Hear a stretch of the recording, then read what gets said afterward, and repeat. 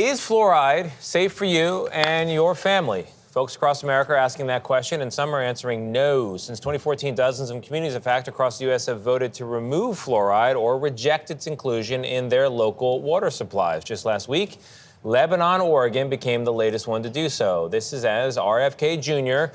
has been claiming that fluoride is harmful. So what does the best available science have to say about this? We've got Dr. Yancoskie, the Associate Dean of Academic Affairs at Touro College of Dental Medicine, with us to talk about this. I'm on the ADA website here, Doctor, to get a little bit of a preview. It seems like the medical opinion here is that it is safe. That's correct. You know, I'd start by saying that we have excellent, solid data going back 75 years showing that fluoride is both safe and it's extremely effective at decreasing dental decay, that is cavities, by strengthening the enamel of our teeth. So why are so many cities getting rid of the fluoride? And what about the claims that RFK Jr. has made, where he said that it's associated with arthritis, bone fractures, bone cancers, IQ loss, neurodevelopmental disorders? Is there any truth to that? Well, yeah, you know, those are really concerning and frightening claims. You know, I've got a family, I have children, and so I feel that and I hear it. What I can tell you is that fluoride in the levels that the United States Public Health Service has described and what are used for water fluoridation programs are safe. Now that's different. Some of the studies that are used to make the claims about the danger of fluoride, this is actually from other countries outside of the United States where there is endemic fluoride. That's where it's naturally occurring at very, very high levels.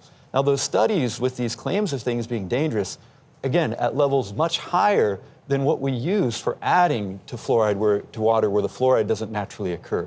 So again, to get those levels where things are really dangerous, you have to be much, much higher than what we're doing for water, you know, community water fluoride programs. So, but here's where worry gets a toehold on this. So I'm on the ADA website, and there's a Q&A section. The question is fluoride, as provided by community water fluoridization, yes, a toxic substance? And the answer is no, period. But then, fluoride at the recommended levels is not toxic according to the best available scientific evidence. When you read that, you think to yourself, whoa, tomorrow there could be new evidence available and it all goes away. Yeah. So, especially when there's fluoride in toothpaste now and other places. Yeah. I mean, is it possible that you could add up, is it possible that this understanding, because scientists have been wrong before, sure, be reversed at some future date and people just want to play it safe and just give me plain water? Yeah.